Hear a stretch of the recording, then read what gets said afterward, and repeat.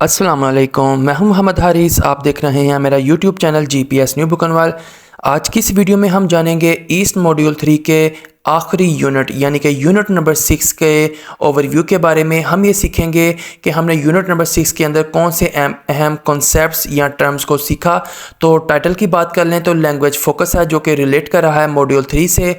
और यूनिट 6 में हम लैंग्वेज फोकस का कौन सा हिस्सा पढ़ेंगे, ये हमारा थीम होगा ओवरव्यू का, जो कि हम आज इस वीडियो में करेंगे। तो टाइटल हमारा कुछ इस तरह से है, how can I assess grammar and vocabulary and identify my professional needs in this area.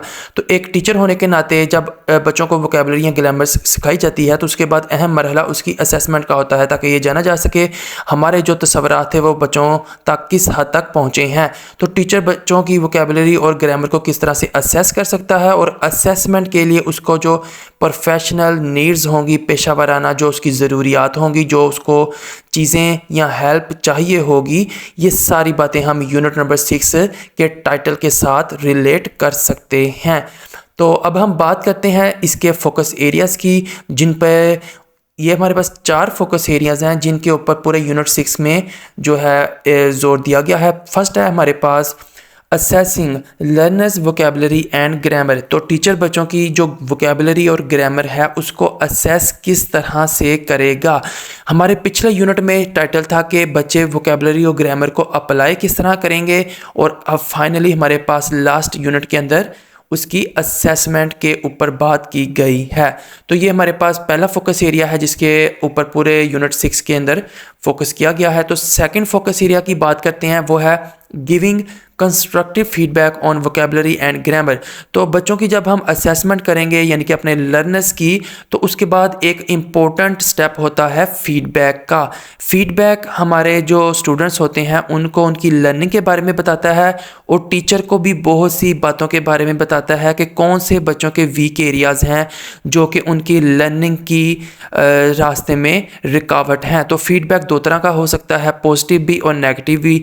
तो कंस्ट्रक्टिव फीडबैक इन दोनों फीडबैक्स के दरमियान में लाई करेगा। इसको हम आगे डिटेल में पढ़ेंगे। अगर फीडबैक इतना लाइट होगा, पॉजिटिव होगा कि बच्चे उसको बिल्कुल ही इग्नोर कर दें तो भी लर्निंग हमारी फेल हो जाएगी, और अगर फीडबैक इतना नेगेटिव होगा कि बच्चे कॉन्फिडेंस ही लूज़ कर दें तो भी हमारा टीचिंग लर्निंग का प्रोसेस जो है वो फेल हो सकता है। यानी कि बच्चे अपने माइंड में ही ये बात बता लेंगे, बिठा लेंगे कि I can not learn it, यानी कि वो किसी कंसेप्ट को इतना डिफ़िकल्ट समझ लेंगे या अपनी इंसल्ट भी समझ सकते हैं। तो जो फीडबैक है वो ना ज़्यादा पॉजिटिव होगा और ना ज़्यादा नेगेटिव, बल्कि कंस्ट्रक्टिव होगा। तो तीसरा पॉइंट है हमारे पास reviewing and reflecting on your overall experience of teaching grammar and vocabulary. तो हम रिव्यू करेंगे अपने तजर्बे को जो कि हमने सीखा ग्रामर और वोकेबलरी के लेसन्स के दरमियान, और उसके ऊपर अपनी रिफ्लेक्शन देंगे। लास्ट में हमारे पास action planning for the further practical learning, यानी कि मज़ीद बेहतरी के लिए हम कौन सा एक्शन प्लान तैयार करेंगे। तो बहैसियत टीचर ये 4 हमारे पास फोकस एरियाज़ थे जो कि हम सीखेंगे यूनिट नंबर 6 के अंदर, बल्कि यूँ कहना चाहिए कि हमने सीखे हैं। अब हम बात करेंगे लर्निंग आउटकम्स की, यानी कि यूनिट 6 को कम्प्लीटली लर्न करने के बाद, फिलअप करने के बाद या कंप्लीट करने के बाद कौन सी बातें हैं जो कि टीचर्स से उम्मीद की जा रही है कि वो उनको सीख जाएंगे।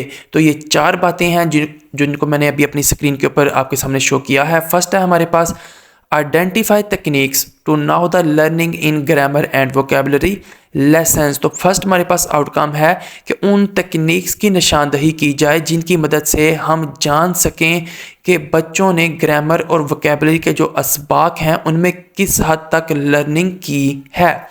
तो सेकंड पॉइंट है हमारे पास explain how feedback and correction can improve the teaching and learning of grammar and vocabulary. तो कंस्ट्रक्टिव फीडबैक का एक फोकस एरिया हमने पीछे अभी स्क्रीन पर पढ़ा था, उसी चीज़ के बारे में यहाँ पे बात हो रही है कि जो हमारे पास फीडबैक या करेक्शन होगी इसको हम किस तरह से जो है इस्तेमाल करेंगे कि जो टीचिंग है वो भी बेहतर हो और बच्चों की लर्निंग जो है वो भी बेहतर हो। तो इस पे भी हम अभी आगे चल के बात करेंगे। ये हमारे पास सेकंड लर्निंग आउटकम है। तो थर्ड लर्निंग आउटकम है हमारे पास evaluate what you have learned about the teaching of grammar and vocabulary. तो पूरे यूनिट 6 में हम जो है इस बात पे भी ज़ोर देंगे सीखने के दौरान कि वोकैबुलरी और ग्रामर की टीचिंग के दौरान बहैसियत टीचर आपने क्या चीज़ सीखी है, मतलब बच्चे क्या इस कॉन्सेप्ट को इजीली पिक करते हैं, कौन से एरियाज़ हैं जिनको वो टफ़ फील करते हैं, और आपको बच्चों को वोकैबुलरी और ग्रामर सिखाने के दौरान कौन सी मुश्किलात पेश आईं, इस सब की इवैल्यूएशन हमारा थर्ड आउटकम है। तो लास्ट आउटकम है हमारे पास design and action plan to develop your teaching. तो अपनी टीचिंग जो कि हम इस्तेमाल कर रहे हैं ग्रामर एंड वोकैबुलरी के लिए, उसको हमने डेवलप करना है, उसके अंदर बेहतरी लानी है। इसके लिए हम एक एक्शन प्लान या एक मनसूबाबंदी करेंगे, और उस मनसूबाबंदी की डिज़ाइनिंग किस तरह से करनी है, ये हमारा लास्ट आउटकम है यूनिट नंबर 6 का। यानी कि 4 बातों को हम आउटकम्स के तौर पर ले रहे हैं यूनिट 6 के अंदर। फर्स्ट है हमारे पास टेक्निक्स की निशानदही, जिनकी मदद से हम ग्रामर और वोकैबुलरी को जान सकें, उनके लेसन्स को। और दूसरा हमारे पास है कि हम फीडबैक और करेक्शन की मदद से किस तरह से अपने टीचिंग और लर्निंग के प्रोसेस को बेहतर कर सकते हैं, इम्प्रूव कर सकते हैं। और थर्ड पर है हमारे पास एवेलुएशन, यानी कि ग्रामर और वोकैबुलरी की टीचिंग के दौरान बहैसियत टीचर हमने क्या सीखा। और लास्ट में हमारे पास design and action plan to develop your teaching, यानी कि अपनी टीचिंग को, अपनी तदरीस को बेहतर बनाने के लिए हम कमरा जमात में जाने से पहले एक एक्शन प्लान, एक मनसूबाबंदी करें, ताकि हमारे जो वोकैबुलरी और ग्रामर से रिलेटेड टास्क हैं, जो SLOs हैं, वो सारे SLOs वक्त पर अचीव हो सकें। तो ये हमारे लर्निंग आउटकम्स थे जो कि यूनिट 6 से रिलेट कर रहे हैं। अब हम मूव ऑन करेंगे उन एक्टिविटीज़, टर्म्स, PDF फाइल्स या उन टास्क के बारे में जो कि हमने यूनिट 6 को सोल्व करते हुए देखे, और हम जानेंगे कि उनके अंदर हमने कौन सी ऐसी बातें थीं जिनको सीखा और हम उनको क्लासरूम में अप्लाई करेंगे। तो अपने यूनिट नंबर 6 के इंट्रोडक्शन और उसके बाद फोकस एरियाज़ और फिर लर्निंग आउटकम्स के बाद फाइनली हम मूव कर रहे हैं अपनी फर्स्ट PDF फाइल या एक्टिविटी की तरफ। तो ये हमारे पास एक टर्म है एरर्स एंड लर्निंग की, जिसको मैंने अपने यूनिट नंबर 6 से आपके सामने पेश किया है। एरर्स और लर्निंग ये हमारे पास दोनों आपस में बहुत ज़्यादा रिलेट करते हैं। ये मैं आपके सामने क्यों पेश कर रहा हूँ, इसको मैं आपके सामने थोड़ा सा एक्सप्लेन करता हूँ कि एरर्स जो होते हैं वो इस बात की निशानदही करते हैं कि बच्चों ने लर्निंग के लिए कोशिश की है। आप बच्चों को अगर किसी भी टास्क के बाद असेस करने की कोशिश करते हैं, और अगर आप वर्बली यानी कि ओरली असेस कर रहे हैं और बच्चे जस्ट हेड शेक करते हैं, यानी कि स्ट्रेट फॉरवर्ड नो का मतलब रिप्लाई करते हैं, या अगर आप रिटन फॉर्म में असेस कर रहे हैं, किसी टास्क को दे रहे हैं और बच्चे बिल्कुल ब्लैंक शीट आपको दे रहे हैं, तो इट मीन्स के बच्चों ने कुछ भी नहीं सीखा और बिल्कुल वो नल है। लेकिन अगर आपको किसी ना किसी शक्ल में वो रेस्पॉन्स दे रहे हैं और उसके अंदर एरर्स हैं, तो इसका मतलब है कि बच्चों ने सीखने की कोशिश की है। तो अब जब एरर्स बच्चे करेंगे तो हम, एक टीचर की जिम्मेदारी है कि वो उन एरर्स को करेक्ट करे। इस सिलसिले में जो है हमारे पास कुछ सिनेरियोज़ हैं जिनको हम अभी अपनी स्क्रीन के ऊपर देख रहे हैं। फर्स्ट है हमारे पास कि करेक्ट दैम इमीडिएटली, कि आप बच्चों के जो एरर्स हैं उनको उसी वक्त ठीक कर दें। सेकंड है हमारे पास ask learners to correct themselves, आप लर्नर्स से कहें कि वो कोशिश करें खुद अपने एरर्स को ठीक करें। थर्ड सिनेरियो है हमारे पास करेक्ट द एरर्स लेटर, यानी कि आप कुछ वक्त के लिए उनको डिले कर दें, यानी कि आप टेस्ट के बाद या कुछ टाइम के बाद उनको करेक्ट कर दें। ये उस वक्त सूरत में हो सकता है जब आप चाहें कि बच्चों डिसहार्ट ना हो, उनका कॉन्फिडेंस लूज़ ना हो, तो आप लेक्चर के एंड पर, असेसमेंट के एंड पर ओवरऑल उनको करेक्ट कर सकते हैं। इसी तरह गिव एन एग्जाम्पल है, आप बच्चों को एक हिंट दे सकते हैं, एक एग्जाम्पल दे सकते हैं जो कि रिलेट कर रही हो उनकी असेसमेंट या टास्क के क्वेश्चन के साथ। और लास्ट में हमारे पास एक scenario do a quick review of the language point, तो आप जल्दी से उस कॉन्सेप्ट को एक बार रिव्यू कर दें, दोहरा दें बच्चों के सामने, ताकि बच्चे उस टास्क को करते हुए अपनी जो एरर है उसको करेक्ट कर दें। तो अगर हम अब थोड़ा सा इसको स्क्रॉल डाउन करें तो नेक्स्ट 2 इंपॉर्टेंट टर्म्स हैं जिनको हम थोड़ा सा डिस्कस करेंगे। असेसमेंट ऑफ लर्निंग से रिलेटेड, यानी कि फॉर्मेटिव असेसमेंट और समेटिव असेसमेंट। फॉर्मेटिव असेसमेंट का किरदार ये होता है कि जब आप बच्चों को क्लास में रियल टाइम में कोई नया कॉन्सेप्ट पढ़ा रहे हैं तो आप ऑब्ज़र्व करें और लर्नर्स का जो वर्क है, जो वो काम कर रहे हैं एज अ क्लास वर्क, उनको नोटिस करें। आप इस सिलसिले में क्लास में राउंड लगा सकते हैं, बच्चों के ग्रुप्स के पास जाके उनके एरर्स को नोट कर सकते हैं। और इसी तरह इस फॉर्मेटिव असेसमेंट के बाद आप सम्मेटिव असेसमेंट को भी कर सकते हैं। तो नीचे हमारे पास कुछ एग्जाम्पल एक्टिविटीज़ हैं सम्मेटिव यानी कि सम्मेटिव असेसमेंट के लिए, जो कि हम ग्रामर या वोकैबुलरी को कर सकते हैं। यूनिट 6 को सोल्व करते हुए हमने इस PDF को ओपन करके जस्ट स्किप किया था, तो अभी हम इसको ओपन करके उन एक्टिविटीज़ को एक नज़र देख सकते हैं जिनको हम एज आ सम्मेटिव असेसमेंट बच्चों के जो है जायज़े के लिए इस्तेमाल कर सकते हैं। तो ये हमारे पास PDF फाइल ओपन हो चुकी है। इसमें हमारे पास फर्स्ट है talk about 3 things that you like and 3 things that you don't like. ये एक छोटी सी एक्टिविटी है जो कि बच्चों की वोकैबुलरी को भी बेहतर बनाएगी और हमारा जो है सब एज आ टास्क होगा उसको कंप्लीट करेगी। Circle the correct spelling. तो इस नेक्स्ट एक्टिविटी में हमारे पास बेसिकली 2 रॉन्ग ऑप्शन होंगे, मतलब कि स्पेलिंग के लिहाज से, और एक हमारे पास स्पेलिंग बिल्कुल ठीक होगा। बच्चे इस एक्टिविटी के अंदर जो राइट स्पेलिंग होगा उसके ऊपर टिक करेंगे या उसको सर्कल करेंगे और इस तरह हम बच्चों की असेसमेंट कर सकते हैं कि उन्होंने किस तरह से स्पेलिंग्स को जहन नशीन किया था। थर्ड एक्टिविटी हमारे पास है use the verb can as ability, right 3 things you can do and 2 things you cannot do in your notebooks। तो इसके अंदर हमारे पास जो वर्ब कैन है उसकी जो एबिलिटी है उसका हम इस्तेमाल कर रहे हैं और बच्चों से हम उसकी असेसमेंट कर सकते हैं। एक्टिविटी 4 है हमारे पास complete the given table of singular and plural nouns. तो ये एक्टिविटी हम बच्चों के जो वाहिद जमा की सलाहियत है उसको चेक करने के लिए इस्तेमाल कर सकते हैं। हमने यहाँ पे कुछ बॉक्सेस के अंदर सिंगुलर वर्ड्स लिखे हैं और कुछ बॉक्सेस के अंदर प्लूरल वर्ड्स। तो बच्चे बताएंगे कि अगर हमारे पास वाहिद लिखा है तो उसकी जमा क्या होगी और अगर जमा है तो उसकी हमारे पास वाहिद क्या होगी। Filling the blanks with the correct form of the verb. तो नेक्स्ट एक्टिविटी के अंदर हमारे पास वर्ब्स की करेक्ट फॉर्म को इस्तेमाल करने के बारे में एक्टिविटी है। तो इसमें हमारे पास फर्स्ट है he dash me to play the match, he want me और ही वांट्स मी। तो ये सारी एक्टिविटीज़ हैं जो कि हमने आप बॉटम पर कैप्शन में पढ़ सकते हैं। ग्रेड 3 की टेक्स्ट बुक के अंदर जो रिव्यू है पेज 89 से 92 उसके अंदर बच्चों को करवाई हैं और इनका मकसद हमारे पास फॉर्मेटिव असेसमेंट को सक्सेसफुल करना था।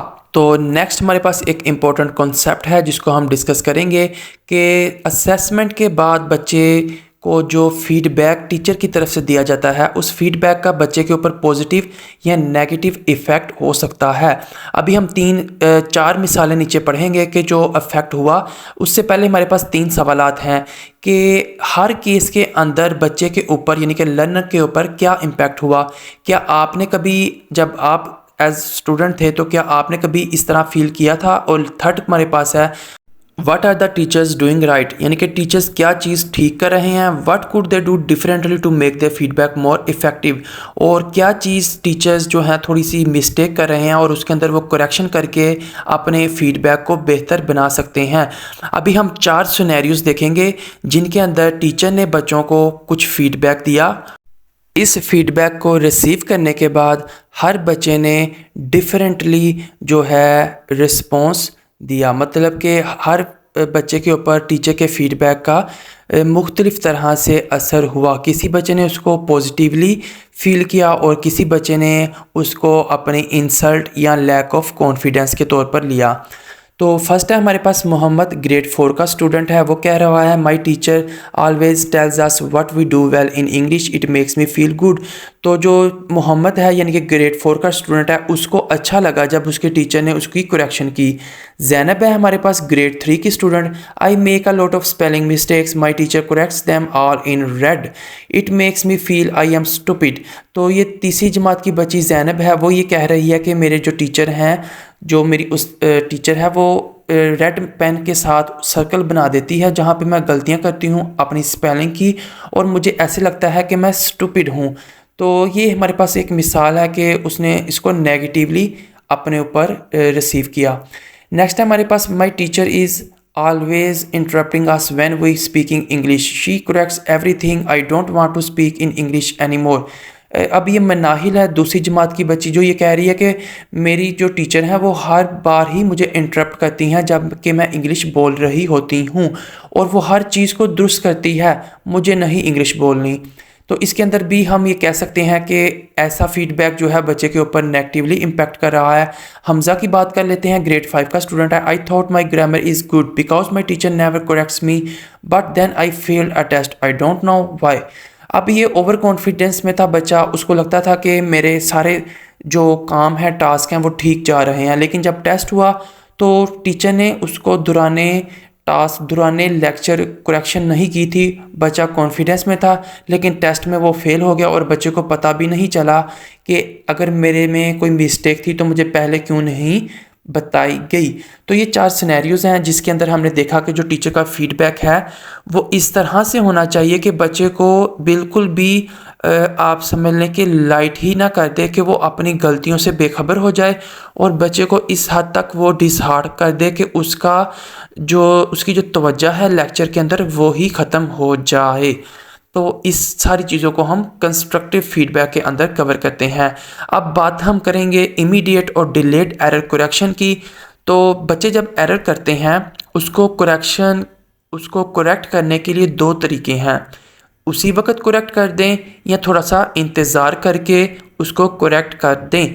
तो दोनों चीज़ों के, दोनों सिनेरियोज़ के अपने अपने फ़वाइद और नुकसानात हैं। सबसे पहले हम डिस्कस कर लेते हैं इमीडिएट एरर करेक्शन की। इमीडिएट एरर करेक्शन के अंदर 2 सिनेरियोज़ हैं। एक तो ये है कि आप वर्बली बच्चों के साथ कुछ कन्वर्सेशन कर रहे हैं, तो आप इसके अंदर अगर कोई कम्युनिकेशन का कोई एरर अपीयर होता है उसको देखते हैं, तो आप बच्चों से do you mean, I see, you mean, try again, तो इस तरह से आप बच्चों को करेक्ट कर सकते हैं। अगर बच्चे कोई रिटन फॉर्म के अंदर एरर कर रहे हैं और आप क्लास के अंदर राउंड लगा रहे हैं, ग्रुप्स के पास जा रहे हैं, तो आप इमीडिएट उसको करेक्ट कर सकते हैं, जिसके लिए आप डिफरेंट जो है टर्म्स यूज़ कर सकते हैं। May I help you, try again, या आप अपनी फिंगर के साथ पॉइंट आउट कर सकते हैं कि please focus this, please note it, can you correct it, do you think is it correct और नॉट। तो आप इसको इमीडिएटली करेक्ट कर सकते हैं। अगर हम डिलेड एरर करेक्शन की बात करें तो इसका इस्तेमाल भी हम स्पीकिंग टास्क, ग्रामर, वोकेबलरी या किसी राइटिंग टास्क के अंदर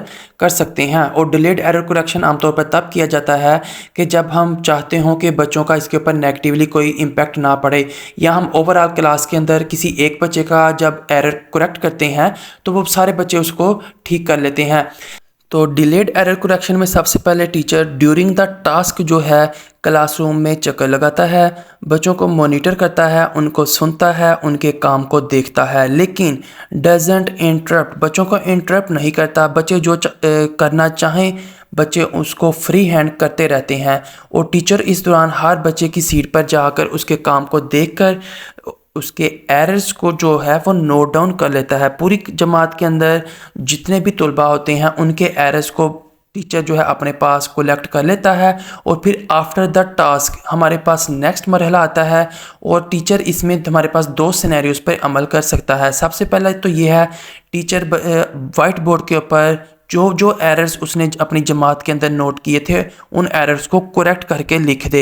इस तरह ये होगा कि जो बच्चे डिसहार्ट होने के डर से उन एरर्स को छुपा रहे थे या उसको अपने ऊपर नेगेटिवली फील कर सकते थे, वो बच्चे भी इन एरर्स को करेक्ट कर लेंगे। दूसरा ये है कि टीचर जो है वर्बली उन एरर्स को हाईलाइट कर दे, या बच्चों से कहे कि अपने आप सब बच्चे जो हैं इन एरर्स को ठीक करें। ये ओवरऑल एक कन्वर्सेशन होगी पूरी जमात के साथ, और इस कन्वर्सेशन के बाद बच्चे उन एरर्स को ठीक कर लेंगे। लास्ट में एक इम्पॉर्टेंट कॉन्सेप्ट है, एक पॉइंट है जिसको मैं डिस्कस करूंगा, वो ये है कि डिलेड करेक्शन के अंदर टीचर्स को चाहिए, जो कि हमने इस यूनिट 6 के अंदर ही पढ़ा था, टीचर्स को चाहिए कि वो बच्चों के हर छोटे से छोटी गलती या एरर को ठीक ना करें, अदरवाइज़ जो मेन या इम्पोर्टेंट एरर्स होंगे वो कन्फ्यूजन में ही रह जाएंगे। तो हम कुछ पॉइंट्स को, कुछ फ़वाइद को डिस्कस कर लेते हैं कि डिलेड करेक्शन से हमें क्या फ़वाइद हासिल होते हैं या किन बातों को मद्देनज़र रखना चाहिए। पहली बात मैंने डिस्कस कर दी है कि टीचर को सिर्फ मोस्ट इम्पोर्टेंट या मोस्ट कॉमन से मुराद है कि जो कमरा जमात में तकरीबन ज़्यादा या हर बच्चे ने ही उस गलती को किया हो, उस एरर्स को आप बच्चों के सामने हाईलाइट करें। After the completion of task. तो सेकंड पॉइंट है लर्नर्स कैन वर्क और स्पीक विदाउट इंटरप्शन। तो जब आप एक एरर को वाइट बोर्ड के ऊपर लिखेंगे और वो एरर क्लास में से 4 या 5 बच्चों ने किया होगा और जिन बच्चों ने उस एरर को नहीं किया होगा, जब आप बच्चों से ओपनली पूछेंगे कि बच्चों बताओ ज़रा इसके अंदर क्या गलती है, तो बच्चे विदाउट इंटरप्शन बोल सकते हैं और जिन बच्चों ने एरर किया होगा वो विदाउट लॉस ऑफ कॉन्फिडेंस उस एरर को करेक्ट कर सकते हैं। थर्ड है हमारे पास it helps teachers to correct every error. तो डिलेड एरर करेक्शन में ये फ़ायदा भी होता है कि अगर आपने आज नहीं तो कल का दिन आपने अगर एरर करेक्शन पे रख दिया है या लेक्चर के आखिर के ऊपर काफ़ी टाइम बचा था तो टीचर हर उस एरर को करेक्ट कर सकता है बिल्कुल with the ease of time. तो फोर्थ है हमारे पास individual learners are not embarrassed by being corrected in front of the class. अगर आप एक एक बच्चे को पकड़ के क्लास के सामने उसकी गलती को ठीक करेंगे तो बच्चे एम्बेरस हो सकते हैं, हैरान भी हो सकते हैं और लैक ऑफ कॉन्फिडेंस भी फेस कर सकते हैं। तो कलेक्टिवली जब टीचर उस एरर को सब बच्चों के सामने करेक्ट करता है तो इंडिविजुअली हर लर्नर जो है उसको पिक कर लेता है without loss of any confidence और एनी फीलिंग ऑफ इंसल्ट। तो पांचवा पॉइंट है हमारे पास learners can focus on fluency in speaking activities. तो अगर कोई स्पीकिंग एक्टिविटी के अंदर एरर था तो टीचर जब उसको करेक्ट करेगा लेक्चर के एंड के ऊपर और बच्चों के सामने तो बच्चों की फ्लुएंसी उसके अंदर बेहतर हो जाएगी। 6 पॉइंट है हमारे पास are learners can learn from the mistakes of others. अगर एक बच्चे ने गलती की है या 4 से 5 बच्चों ने सेम मिस्टेक की है और टीचर डिलेड करेक्शन के अंदर उसको बच्चों के सामने करेक्ट करता है तो बाकी की जमात भी उस गलती को पिक कर लेती है। उनके पुराने जो कॉन्सेप्ट्स होते हैं उनकी भी रिवीजन हो जाती है और अगर उसके अंदर कोई मिस्टेक हो तो बच्चे उसको भी करेक्ट कर लेते हैं। ये 6 बातें हैं जिनको आप वीडियो को पास करके भी पढ़ सकते हैं। वीडियो लंबी हो रही है, मैं जल्दी से अपनी वीडियो का इख्तिताम करूँगा। मैंने कोशिश की हर इम्पोर्टेंट टर्म या कॉन्सेप्ट या PDF फाइल को अपनी वीडियो में आपके सामने थोड़ा एक्सप्लेन कर सकूं। कोई कॉन्सेप्ट आपने पूछना हो तो आप कमेंट सेक्शन में पूछ सकते हैं। मिलेंगे अगले किसी वीडियो में। अगर आपको वीडियो पसंद आई हो तो चैनल को सब्सक्राइब कर दें, बेल आइकन पर टाइप कर दें। मैं हूं मोहम्मद हारिस। मिलेंगे अगली किसी वीडियो में। अल्लाह हाफिज़।